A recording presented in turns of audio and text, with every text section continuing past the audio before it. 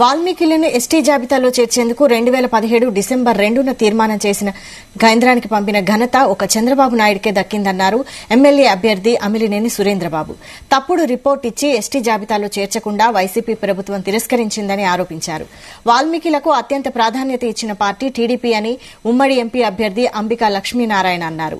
అనంతపురం జిల్లా కళ్యాణదుర్గంలో TDP party కార్యాలయం ప్రజావేదిక వద్ద వాల్మీకి సోదరుల ఆత్మీయ సమావేశం నిర్వహించారు.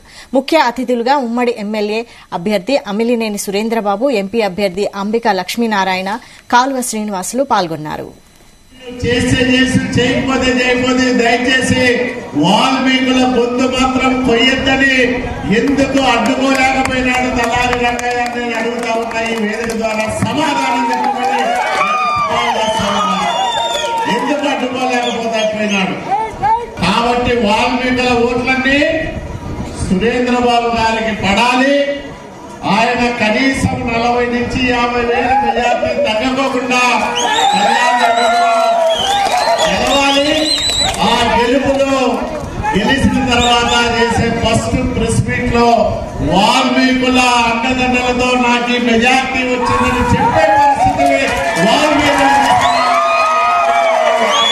వాల్మీకుల్ని గుర్తించినటువంటి ఏకైక వ్యక్తి మన నాయకుడు నారా చంద్రబాబు నాయుడు గారి విషయాన్ని మీరు ఎప్పటికీ గుర్తుపెట్టుకునే మనసులో వారిని స్మరించుకోవాల్సిన అవసరం మనకు ఎదురుగా ఉందని చెప్పి తెలియజేసుకుంటున్నాం.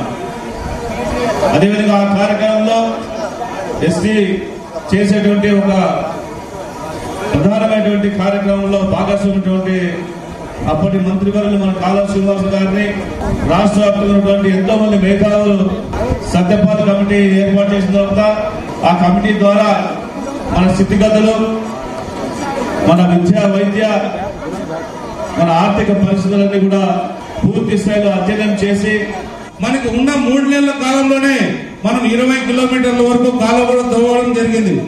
ఏమో ప్రభుత్వం మారింది. ప్రభుత్వం మారిపోయిన తర్వాత జగన్ రెడ్డి వచ్చాడు. ఆ జగన్ రెడ్డి వచ్చిన తర్వాత 1.5 సంవత్సరం అన్ని వర్కులు నిలబెట్టాడు. అన్ని వర్కులు ఈ వర్క్ అన్నిటితో పాటు ఈ వర్క్ నిలబెట్టాడు. మరి ఆ తర్వాత కూడా ప్రారంభం ఆగిపోగా రైతులకు నష్టపరిహారం ఇవ్వకపోగా ఈ రోజు వరకు కూడా ఆయనే రైతులకు 6 నెలల క్రితం వచ్చి రైతులతో చెప్పాడు, నేను బీటీపీ ప్రాజెక్ట్ కి రైతులకు రావాల్సిన నష్టపరిహారం ఇచ్చి త్వరగా ప్రారంభిస్తాను. అలాగే కళ్యాణదుర్గ ప్రాంతానికి కూడా